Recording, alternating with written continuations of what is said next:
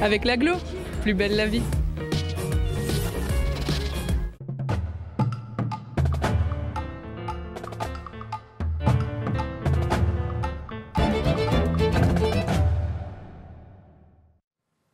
Bonjour à tous. Il reste 2 semaines avant le premier tour des élections départementales. 4 duos de candidats sur le canton de Sarreguemines et 4 autres duos sur le canton de Sarralbe. Pour vous faire votre opinion, vous allez les rencontrer à partir de la semaine prochaine sur Mosaïque. Et voici ce que nous réserve cette édition. Bonjour à tous. Au sommaire de cette édition, de l'info et de la découverte. Faut-il dire rien ne va plus au SFC? Sébastien Meyer, l'entraîneur, est sans équivoque. À Sainte-Savine, il avait honte de ses joueurs. État d'urgence à l'hôpital Robert Pax, la grippe difficile à soigner engendre une augmentation d'activité aux urgences. À l'Assemblée nationale, Céleste Lette a interpellé la ministre de la Santé sur les prêts toxiques contractés par l'hôpital de Sarreguemines. Le festival Mireux de Platte commence le 13 mars et Batman devient Platman. En 1945, beaucoup de villages fêtaient leur libération. Blisbruck, Wölflin et Wieswiller subissaient encore les affres de la guerre. Et nous finirons par suivre le guide pour une jolie balade entre Zétain et Silsheim. 31% des accidents du quotidien ont diverses origines. Assurance accident de la vie, la sécurité par tous les temps. Bonjour tout le monde, le temps pour demain sera de bon augure. Les rares nappes de brouillard présentes au lever du jour se dissipent rapidement au profit d'une nouvelle journée bien ensoleillée. À signaler tout de même un voile de nuages élevés qui vient ternir le bleu du ciel. Côté température, les minimales seront proches des 0 degrés, les maximales iront de 8 à 11 degrés. Demain samedi 7 mars, nous fêtons les félicités. Le soleil nous accompagnera de 6h59 à 18h21. Tout de suite, retrouvez notre séquence à la ferme pour tout savoir sur le recyclage du plastique des bottes de foin. Bonne journée à tous et à demain!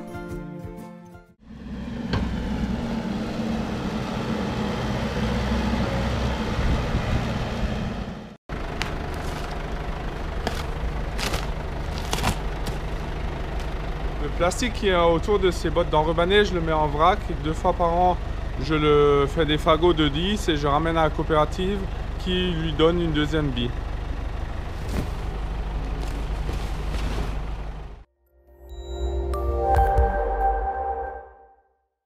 Je parraine un ami et tout le monde y gagne. Mon filleul, ma banque et moi. Au Crédit Mutuel, un client satisfait rayonne. Le Conseil régional de Lorraine vous présente la météo des neiges.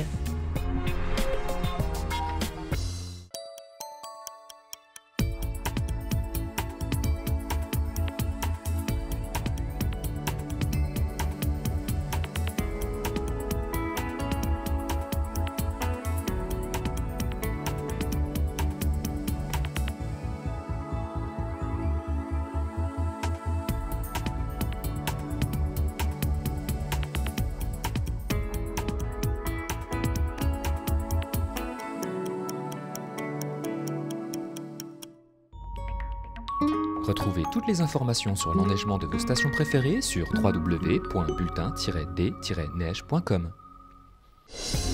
Le Conseil régional de Lorraine vous a présenté la météo des neiges.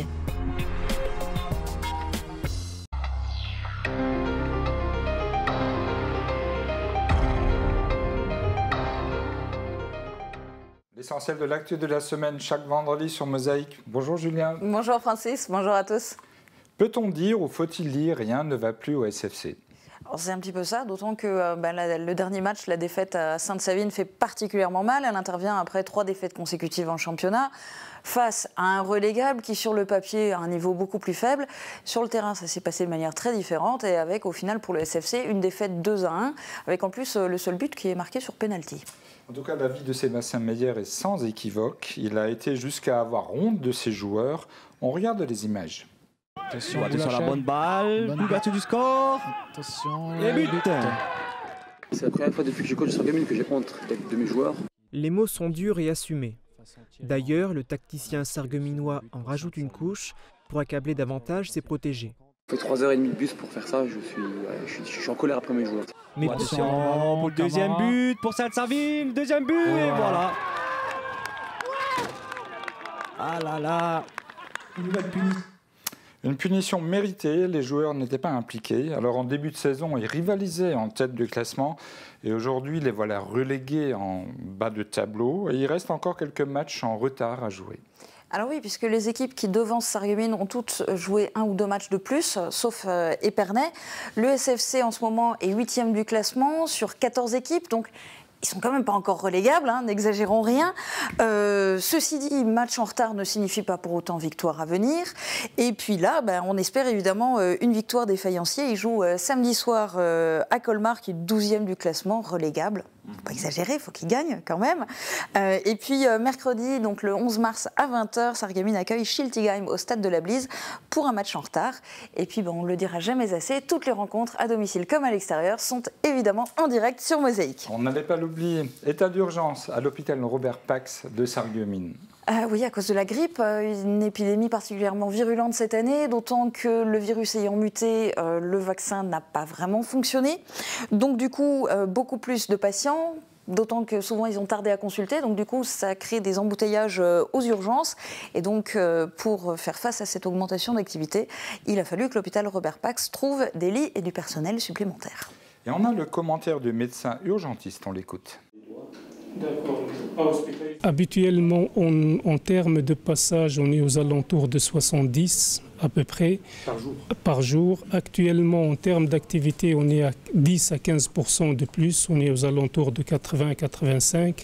Avant, sur 100 passages, on hospitalisait 25% à peu près. Actuellement, on est aux alentours de 35 à 40%, voire des gens qui doivent rester à l'hôpital. Le plan Orsan ou hôpital en tension est actuellement en vigueur. Il restera en place jusqu'au 31 mars. Difficile de prévoir l'évolution de l'épidémie de grippe, mais elle serait désormais en régression. Bien sûr, les personnes âgées les plus fragiles. Alors comment se sont organisés les établissements ? Alors en premier lieu, c'est le personnel des hôpitaux qui a été amené à faire des heures supplémentaires. Il y a aussi eu du renfort extérieur.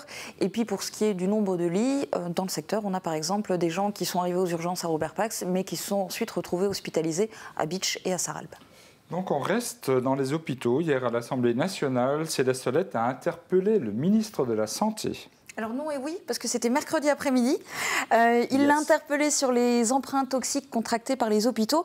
Alors dans sa question, il a notamment évoqué, je cite, le décrochage du franc suisse qui a engendré des répercussions sur la situation financière de nombreux établissements hospitaliers, près d'une centaine en France, qui ont souscrit hier des prêts structurés constants, mais volatile et incontrôlable aujourd'hui.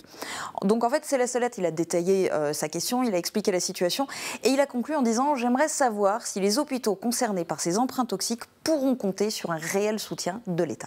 On a les images, donc la ministre de la Santé apporte sa réponse, on l'écoute, ce sont les images de l'Assemblée nationale. L'année dernière, le gouvernement avait mis en place un fonds de soutien à hauteur de 100 millions d'euros en direction des établissements hospitaliers. Nous venons de prendre la décision de porter ce soutien jusqu'à 400 millions d'euros. Et le dossier de votre centre hospitalier de Sarreguemines, qui fait des efforts, sera évidemment étudié avec une grande attention. Alors que faut-il en conclure? Des surcoûts en frais financiers de près de 2 millions sont constatés à l'hôpital Robert Pax de Sarreguemines, rien que sur l'exercice 2014. Oui, alors ce sont 2 millions, mais pour les deux hôpitaux, donc Robert Pax et le CHS. Alors c'est évidemment une situation qui inquiète, on l'a vu, les élus, mais bien évidemment la direction et aussi le personnel, puisque un hôpital, c'est pas comme une collectivité ou comme l'État, ils peuvent pas tout d'un coup décider de lever un impôt supplémentaire. Donc la seule solution, c'est de réduire les coûts, et pour ça, la solution numéro 1, ça va être de réduire le personnel. Donc évidemment, le personnel est inquiet, et il y a d'ailleurs une délégation syndicale qui s'est rendue à Paris pour tirer la sonnette d'alarme, notamment auprès du ministère. Très bien, on continue avec les chiffres de l'emploi en Lorraine. Oui, alors en Lorraine, le nombre de demandeurs d'emploi inscrits en catégorie A, B et C fin janvier est en augmentation de 0,3% par rapport au mois précédent. Et donc sur un an, il croît de 5,2%. Et l'évolution en France sur un an est de 6,2% avec une augmentation de 0,3% en janvier. C'est parti pour les élections départementales. Comment allons-nous traiter ces départementales sur Mosaïque? Alors, la campagne officielle commence lundi. De lundi à jeudi, cette semaine, on va vous présenter les binômes du canton de Sarreguemines et puis idem la semaine suivante pour les binômes du canton de Sarralbe, sachant aussi que bien évidemment, nous serons en direct sur Mosaïque les soirs du premier et du second tour avec résultats, analyses, réactions, etc. Invités. On va voir en espérant qu'ils viennent, ils sont toujours très sollicités. Les compétences du département peuvent changer, mais voilà juste pour info les principaux postes de dépenses du département, Julia. Oui, le plus important, on le voit, c'est de très loin l'action sociale qui représente 49,9% des dépenses, suivent les services généraux 13% et l'enseignement 9,7%. Talonné par les infrastructures à 8,1%. Les infrastructures, ce sont les routes. Jetzt, Julia, gehen wir platt reden oder gehen wir platt schwätzen? Dis-moi voir. Alors moi, personnellement, sincèrement, c'est ni l'un ni l'autre. En général, je comprends les deux, mais je ne parle pas le platt. Non. Schwätz platt, maintenant. Non, tu veux pas. Bien, alors le festival Mère de Platt start le 13 mars et Superman, on m'a dit que c'était pas Batman, non, mais Superman devient Plattman. Oui, en fait c'est l'icône de l'affiche qui a été choisie par l'équipe de Sarreguemines pour tous les documents visuels de communication. Et puis le personnage de Plattman a tellement plu que Forbach a décidé de l'utiliser aussi pour toutes les brochures de son festival Mir schwätze platt. Alors, le platt reste une langue bien vivante et la migration des peuples laisse apparaître quelques surprises. On écoute le directeur culturel de la ville de Sarreguemines. Ce qu'on a découvert, c'est que non seulement il y avait une communauté qui parlait le platt, qui était immense, qui est énorme au Brésil, ça ne se calcule pas en 10 000, 20 000, 30 000, mais en 4 millions de locuteurs. Ça veut dire qu'ils ont des émissions de télé, des émissions de radio. Des millions de locuteurs, je ne me sens plus tout seul. Alors, le programme de ce festival, Julien? Alors, il y a énormément de choses, vraiment, il faut le récupérer, il faut l'étudier. Côté exposition, on reste aux États-Unis, mais c'est la suite de l'année dernière. L'année dernière, c'était l'exil vers les États-Unis. Cette année, c'est le travail en Amérique, comment les gens de la région se sont organisés. Et puis sinon, il y a comme tous les ans des concerts, du théâtre, des spectacles, des conférences, le salon du livre francique aussi, donc vraiment, prenez le programme. Alors tout ce programme, bien sûr, est disponible sur le site internet de la ville de Sarreguemines. Et si vous êtes intéressé par ce livre DVD, sachez qu'il est disponible à Mosaïque. Alors c'est un éclairage, on va dire, original sur l'histoire, l'évolution et l'avenir de notre platt, qui est aussi appelé le francique. On passe au prochain sujet. En 1945, alors que beaucoup de villages du secteur fêtaient leur libération, Bliesbruck, Wölflin et Wieswiller subissaient encore les affres de la guerre. Mais oui, puisque dans le secteur, il y a énormément de villages qui ont été libérés en décembre 1944, alors que ce n'était pas le cas pour ces trois communes. Et on a par exemple Bliesbruck qui n'a été libéré que le 17 mars 1945. Et une importante semaine d'animation va célébrer ce 70e anniversaire de la libération de Bliesbruck, Wieswiller et Wölflin. Antoine Lénart, président, nous en donne la raison. C'était vraiment la dernière occasion d'avoir de recueillement de témoignages de personnes qui avaient vécu cette époque. C'était aussi un devoir de mémoire. Je me mets à la place des gens qui, dans le futur, auront peut-être à organiser le 100e anniversaire et qui n'auront pas de support ou de témoignages. Donc là, nous, on a vraiment fait un travail de fond pour vraiment avoir un maximum d'éléments pour que l'histoire puisse se transmettre de génération en génération. Une semaine de commémoration dont le comité de pilotage souhaite qu'elle permette aussi une deuxième jeunesse à une citation d'Aristote, « Savoir, c'est se souvenir ». Alors savoir, c'est se souvenir, et pour savoir, une série d'animations est prévue. Ah oui, toute une série, ça commence demain, ça va durer 8 jours, donc jusqu'au 15 mars. Au programme, commémoration, exposition, table ronde. Il y aura aussi l'inauguration d'une stèle en hommage à la 44e division d'infanterie américaine. Et puis pour le côté festif d'antan, un bal de la libération avec un orchestre de jazz américain. Costume d'époque, j'imagine, peut-être, mais pas forcément obligatoire. On espère, en tout cas, la caméra de Mosaïque y sera. Oui. Alors cette semaine, la question sur le Facebook de Mosaïque est... puisqu'elle est encore là, postée, donc vous pouvez encore répondre. Quelle est la plus grosse bêtise que vous ayez faite à l'école? Alors nous avons eu beaucoup de réponses. Oui, alors il y a un internaute qui a choisi un nom assez rigolo d'ailleurs, qui s'appelle Bidule Bidule sur Facebook, qui nous a écrit « J'ai crevé les 4 pneus de la voiture du directeur parce qu'il m'avait collé un mercredi pendant 4 heures pour avoir offert une brosse à dents et du dentifrice à la prof de sport qui avait une mauvaise haleine. » Et il dit « J'ai honte. » Elle voulait rendre service à la prof de sport. Régis se souvient en période d'hiver d'avoir collé un Minster, c'est original, derrière un radiateur. Et de revenir le lendemain et d'avoir été obligé de changer de salle de cours tellement l'odeur était forte. Il y a aussi Anne-Charlotte qui a écrit, alors je suis désolée, hein, j'utilise ces termes, « Oh, quelle fouteuse de merde j'étais moi au collège. Mon pire coup, c'était de lâcher un pétard dans la classe en plein cours. C'était ces petits pétards qui éclatent quand on les jette par terre. » Et une toute dernière pour le plaisir, c'est Aurélie qui se souvient. On s'amusait à changer l'heure pour partir plus tôt. On avait tous envie à un moment de le faire. Alors ça n'a marché qu'une fois, c'est dommage. Voilà, donc sachez que 2 personnes sont choisies chaque semaine. Chacune aura 2 tickets pour aller au cinéma. C'est une soirée sympa offerte par le forum de Sarreguemines. Voilà Julia pour l'essentiel de l'info de cette semaine. Merci à toi. Mais de rien, très bon week-end à tous. On se retrouve après une courte page pub.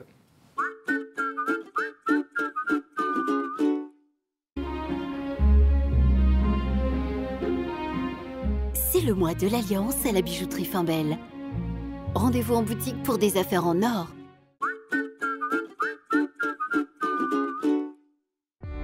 « 150 véhicules à votre service. AVS. Notre métier, vous accompagner. Plus de sport sur Mosaïque. Samedi, le Sarreguemines Football Club rencontre la réserve de Colmar sur les terres alsaciennes. Après 4 défaites d'affilée, les faïenciers vont-ils mettre fin à la série noire? Vous le saurez en suivant le match en direct sur Mosaïque. Le coup d'envoi sera donné à 18h. On va prendre l'air à présent, ça commence à sentir le printemps, l'occasion de se promener sur les chemins du secteur. Voici une promenade entre Zétain et Silsheim proposée par l'Amicale des enseignants et le club vosgien. Catherine Henrich, caméra à l'épaule, a suivi les marcheurs sur les 8 km du parcours. Avec Virch Menuiserie, votre maison devient tendance.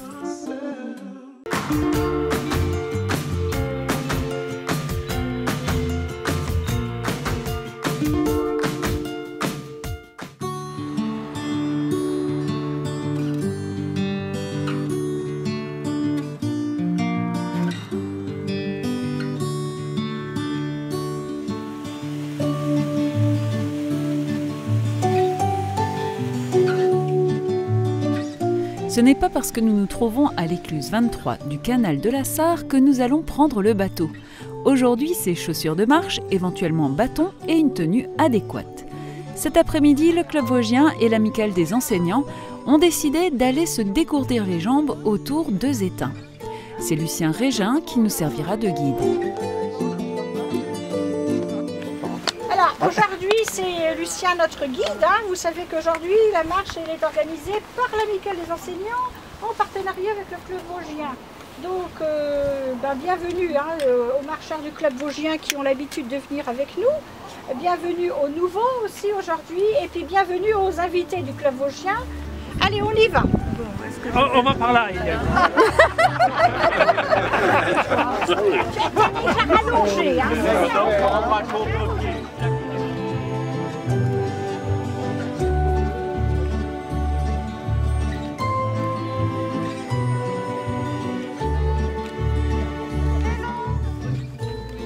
La première partie du parcours s'effectue le long du canal de la Sarre, en direction de Vitrain.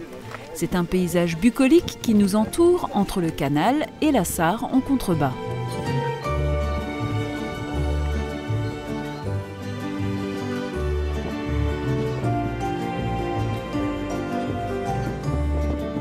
La trentaine de marcheurs devra faire attention aux cyclistes qui, en cet après-midi presque printanier, sont également de sortie. Nous arrivons à l'arrière de l'annexe de Didin. Du temps des houillères, il y avait là un camp de vacances. La Sarre moins haute en été à cet endroit laissant apparaître une flopée de petits îlots, les enfants s'y baignaient volontiers.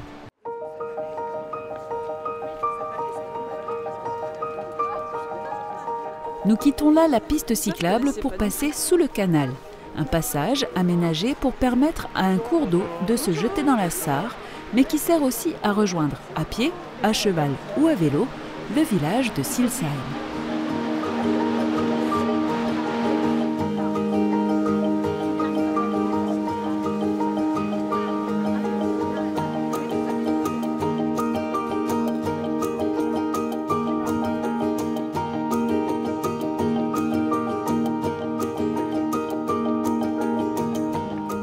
Nous voilà donc en Alsace, mais pour peu de temps. En effet, nous ne verrons que les premières maisons du village. C'est à travers champs, mais sur un chemin carrossable, que nous entamons la seule ascension de ce parcours.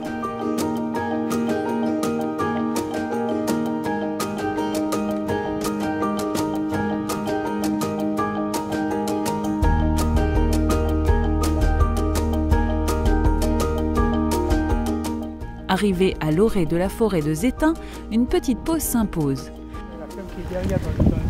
Là, on voit juste un toit qui dépasse là-bas. Oui. Ça, il y a deux fermes. Il y en a une qui est derrière le bosquet à droite. Ah oui. Et l'autre dans le bas. Et là, il y a un chemin. D'ailleurs, on voit là-bas qui sillonne un peu. Ça serpente. C'est des poteaux téléphoniques.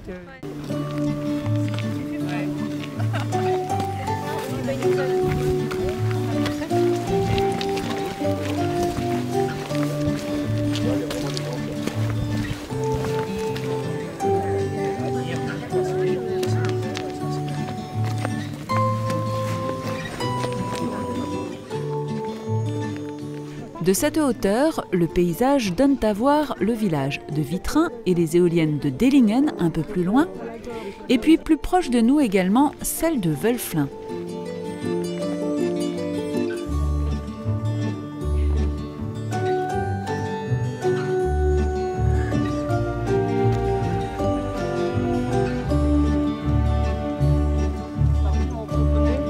Nous longeons la forêt en restant au soleil. En cette fin d'hiver, les chemins découverts et empierrés sont idéaux. On évite ainsi la boue des sentiers forestiers. On réservera ça pour des jours meilleurs.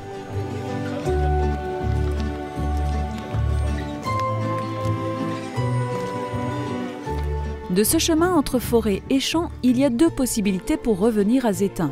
Des panneaux sont là pour guider les promeneurs, les plus vaillants peuvent même se risquer à aller plus loin. Notre guide choisit la seconde descente pour éviter un trop long passage dans l'ombre de la forêt. Même sans feuillage, une forêt reste une forêt. Lors d'une balade estivale, on pourra choisir d'emprunter le premier chemin, où il fera bien moins chaud. Mais pas aujourd'hui.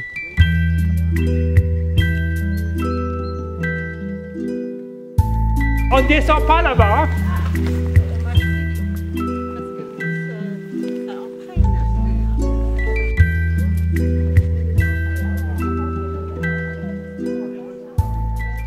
Arrivé à Zétain, c'est l'occasion de s'arrêter à l'église Saint-Marcel. Classé monument historique, cet édifice dispose d'une architecture particulière, témoin de sa longue histoire. La tour ronde du clocher du XIe siècle rappelle l'origine romane de l'édifice. Les autres ajouts, gothiques et baroques, datent du XVe siècle. Elle détient aussi quelques trésors comme ses vitraux. Malheureusement, nous avons trouvé porte close. Pour la visiter, vous pouvez vous adresser à l'office de tourisme de Sarreguemines.